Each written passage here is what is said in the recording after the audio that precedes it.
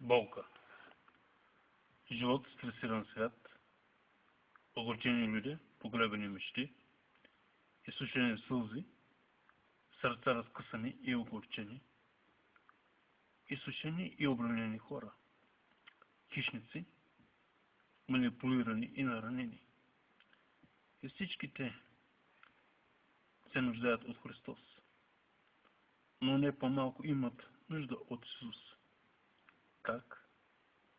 Как да ми помогна, когато сърцето ми е една голяма рана, без сълзи от плач, стиснал зъби до болка и отхвърлял всяка маска, ограничен от тази телесна хижа, но прозрачна, разкъсан от страстите, но седен от страстта да бъда жив. Не за себе си, а за теб. Ти и той. Шамар, ритник и стон. Гръм от мълнии, разцепен небосвод. И сълзи върху детското лице. Сълза и плач.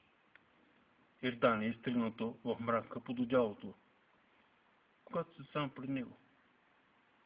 Само ти и той. Защо?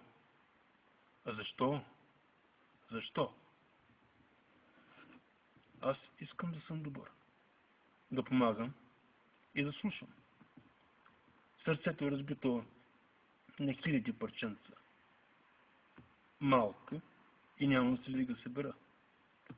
Само ти си ми надежда. Боже на Христа. Дълго време аз мълчах. Опитах да се скрия зад маската на християнин Пътски.